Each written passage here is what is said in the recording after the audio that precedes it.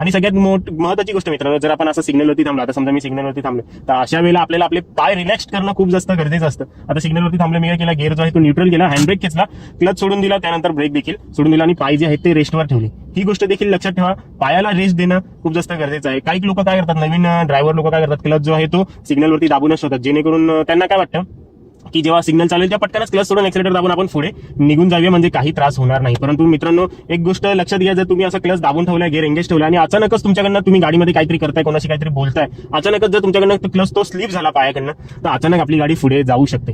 त्याच्यामुळे एक टेक्निक अपनावा.